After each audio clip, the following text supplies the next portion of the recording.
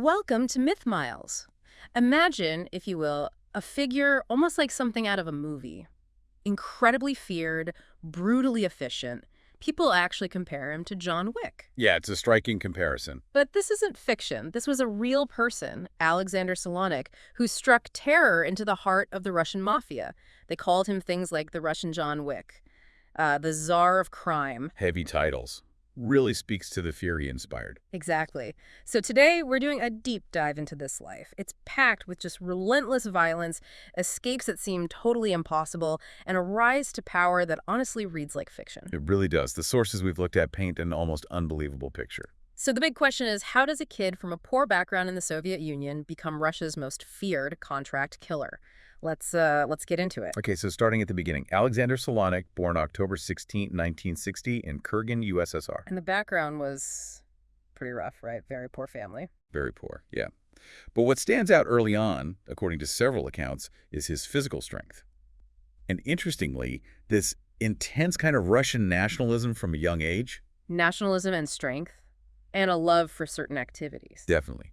Sources mention weapons, wrestling, combat sports, basically anything traditionally masculine. And he wasn't just interested, he apparently excelled.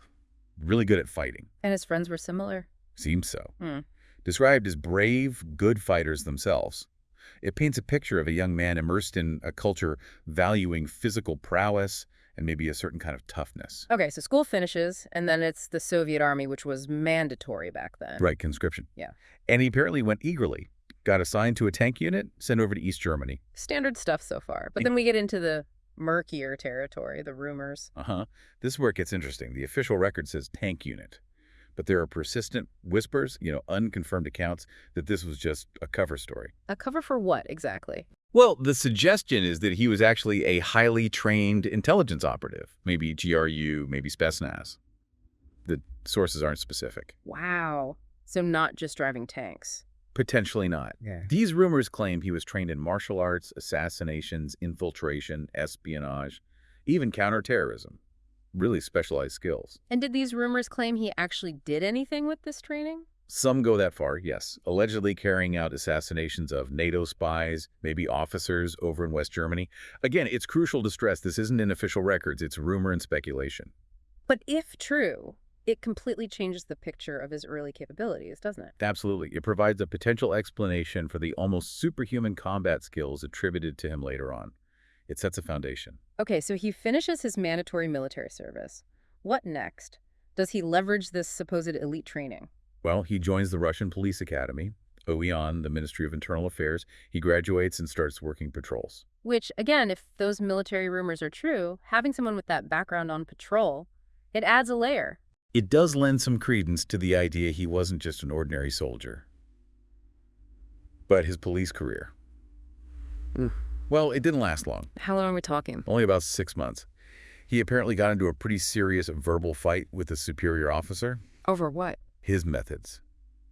Reports say they were brutal when dealing with criminals. Ties back to that nationalism, maybe. Seeing the ministry as the state's protector and criminals as enemies needing harsh treatment. So his methods were too extreme even for the Russian police back then? Apparently so. The conflict escalated and he was dismissed.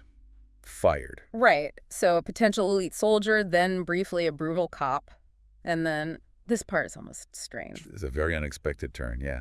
He goes back to his hometown, Kurgan, and he becomes a gravedigger. A gravedigger, seriously. At the main city cemetery, working long hours, like 10-hour days. But interestingly, sources say he seemed psychologically okay with it. At ease, even. That's bizarre. Did he settle down at all during this time? He did. Formed relationships, got married twice. Actually had 2 kids with 2 different wives. Both marriages ended in divorce, though. It's this weird interlude of attempted normalcy, almost. A calm before another storm, it sounds like. Exactly. Because in 1987, things go sideways again. An ex-girlfriend accuses him of rape. Okay. And his reaction? He absolutely maintained his innocence. Friends, colleagues, they testified for him. He even accused his old boss, the one he argued with at the police force, of setting him up. Any substance to that claim? Yeah. Or the accusation itself? It's murky. The accuser apparently kept changing her story. But despite the inconsistencies, despite the support for Salonika, he was convicted, sentenced to 8 years in prison. Wow. even with questionable testimony, that must have resonated badly with him. You have to imagine, if he truly was innocent or even felt he was framed by the system he once served, it's a powerful catalyst for resentment, a sense of profound betrayal. And his time in prison starts dramatically. Understatement of the year. Right after sentencing, he gets a brief meeting with his wife and child, supposedly private. Okay. He kisses them goodbye and then smashes the second-story window and just leaps out, escapes right then and there. Just jumps out a window. That's incredible audacity. Pure impulse and boldness. He was on the run for several months before they caught him again, about 190 kilometers north of Kurgan. Where is he heading? Apparently towards Siberia. And the reason? Reports suggest he was looking for some underground clinic to get his tattoos removed to make himself harder to identify. Smart, in a way. Thinking ahead even while on the run. So, back to prison. How was his reception this time? Not good. He was considered extremely dangerous, partly because of the escape, but also because many prisoners were guys he'd arrested back in his police days. Oh. So they put him in solitary for 6 months. Makes sense. And after solitary? Hard labor. Sent to a tough prison camp. And this is where the legend really takes off. The shovel fight. The shovel fight. His very first day on the job, digging ditches or whatever, he's ambushed. 12 other inmates, all armed with shovels. 12 against 1. 12. And the guards allegedly just looked the other way. Maybe they wanted him gone. Maybe they were scared too. Who knows? So what happened? He fought back with his own shovel. And the story goes, he killed all 12 of them. All 12? That sounds mythical. Is that credible? It's repeated consistently across sources. Whether it's literally true or an exaggeration that became accepted fact, it had the same effect. From that moment on, nobody touched him. Nobody even made eye contact. Pure terror. Even the guards were reportedly scared of him. Especially considering he wasn't physically imposing, Right. Below average height. Exactly. Which makes the story even more shocking. These were likely bigger men. It speaks to incredible ferocity, skill, or maybe just desperation. Unbelievable. So he's established himself as untouchable inside. Does he just serve out his sentence then? Nope. After about 2 years, he escapes. Again. How? After the first escape? After the fight? Security must have been intense. That's the thing. This escape is described as mysterious. No broken windows, no dramatic chase. He just vanished. Passed through checkpoints, past guards, apparently unnoticed. Like a ghost. Pretty much. They only realized he was gone after the fact. Yeah. It suggests either incredible planning, maybe inside help, or maybe the system was just that chaotic and corruptible as the Soviet Union crumbled. So he's out, back in Kurgan again, and this is the real turning point, isn't it? From cop to something else entirely. This is the full transformation. He finds that many of his old friends, the fighting buddies from his youth, have now joined or even formed Russian mafia groups, the Kurgan organization specifically. And his old nationalist ideals, his Oh. hatred of criminals. Gone, or at least completely overridden. It's like the wrongful conviction, the brutality of prison, maybe the perceived corruption. It just flipped a switch. He embraces the very lies he supposedly fought against. Who does he join up with? His childhood friend's gang, a guy named Andrei Koligov, who had actually testified for Salonika at the rape trial. Loyalty, maybe, or just opportunity. And what's his first job for the gang? His initiation, basically. Assassinate the leader of a rival mafia gang. This is 1990. Salonika is still under 30. And does he do it? Flawlessly. Yeah. Takes out the rival boss. This instantly establishes his reputation within the gang and makes Andrei's crew the top dogs in Kurgan. So he's proven his worth, but Kurgan is still relatively small time, right? Compared to Moscow, yes. Yeah. So in 1992, the gang decides to move to the capital. Bigger opportunities, bigger risks. How do they make their entrance in Moscow? Just quietly set up shop. Not exactly their style. They needed to announce their arrival. So Salonik gets another high-profile task, kill Viktor Nikiforov, Who was he? a really feared hitman himself, working for one of the established, powerful Moscow mafias. A serious player. And Salonik. Takes him out. Easily, by all accounts. Sends a very clear message. The Kurgan boys are here, and they have a serious weapon in Salonik. He doesn't stop there, though. Not even close. 6 months later, he targets Valery Dlugak, leader of another major gang. This one happens in a packed nightclub. A nightclub? That's bold. Incredibly, Dlugak had bodyguards, former soldiers, ex-cops. Salonik apparently walked in with 2 pistols blazing and just opened fire. Kills Dlugak and some guards. Just walked in and started shooting. Wow. And did that dismantle Dlugak's gang? Not immediately, but about 1.5 years later, Salonik assassinated Dlugak's successor too. That caused the gang to collapse. He wasn't just killing people, he was taking apart organizations. So his reputation is growing exponentially. What's the next level? Extortion. He starts shaking down other mafia leaders. And this includes Ottari Vantrashvili. Now that name rings a bell. Wasn't he, like, untouchable? Hugely powerful? Massively. A major figure, connections everywhere, someone even the government was supposedly wary of. A thief-in-law of the old school, but adapted to the new era. Did Salonik's own crew think this was a good idea? Apparently not. They warned him off. Too risky. Vantrashvili's too big. And Salonik listened? Nope. Vantrashvili refused to pay. So Salonik, ignoring his own crew, personally takes him out, assassinates him. He killed Vantrashvili. That must have sent shockwaves. Huge shockwaves. After that, his reputation became legendary, almost mythical. If Salonik was rumored to be after you, you were considered already dead. Mafia bosses supposedly started writing their wills. That's insane power. What were his nicknames by this point? They called him Sasha the Macedonian, supposedly for his skill with firearms, like shooting from the hip accurately. Also, the Mafia's Azrael, the angel of death. But the most common one stuck. Alexander the Killer. Simple, direct.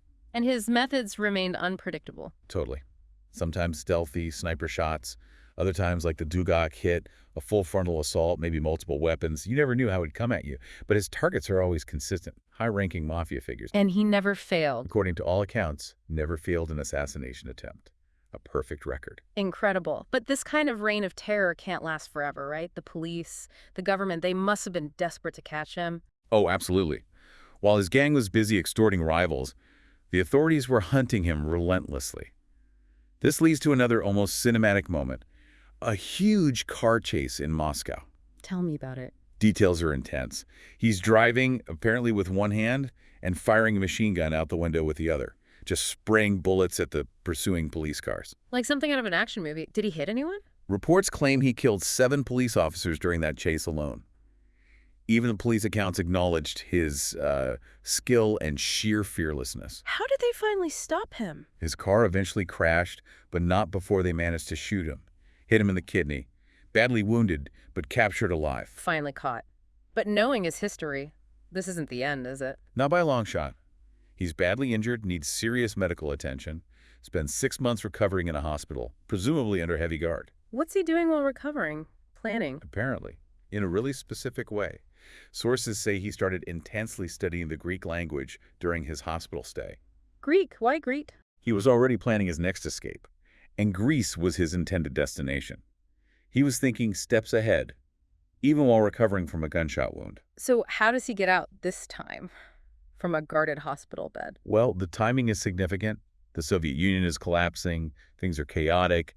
New criminal groups like Chechens and Tajiks are emerging. In this confusion somehow, with help from his associates on the outside, he escapes from the hospital at night. How? Ropes. Climbed down the walls. Apparently there's a car waiting for him. Just slipped away again. Unbelievable. So off to Greece. Off to Athens. First thing he does, plastic surgery. Changes his appearance. He's trying to build a new life, or at least a new base of operations. Does he lie low? Retire? Not his style. He forms a new mafia group in Greece. Connects with Italian organized crime, other Russian groups, local Greek criminals. Gets involved in various activities, including smuggling Russian weapons, something he knew about. So building an international network, did he have a crew?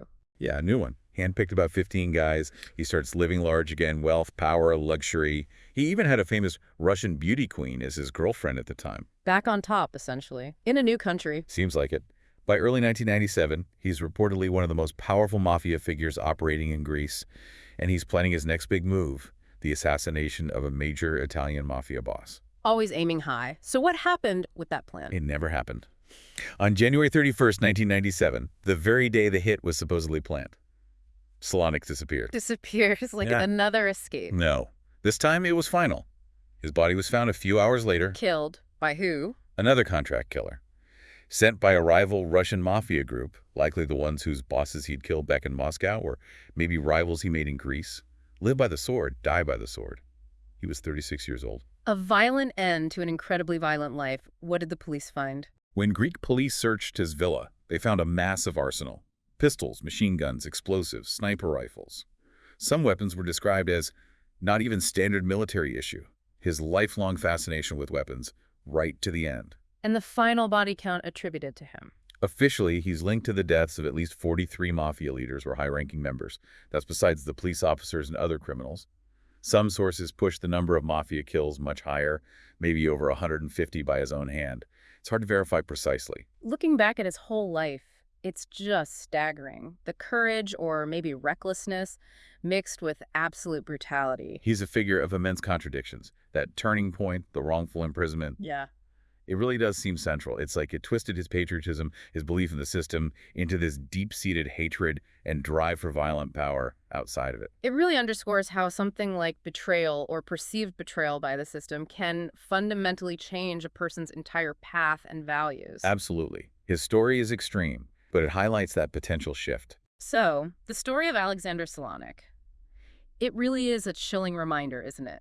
That real-world figures can sometimes eclipse even the wildest fictional villains. Definitely. The sheer scale of his actions, the escapes, the power he wielded in that brutal underworld. Mm.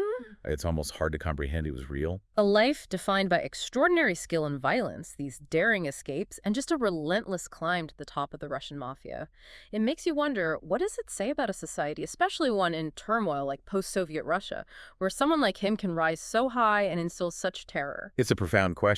How does the environment shape such figures, and how do they, in turn, shape the environment? Something to think about.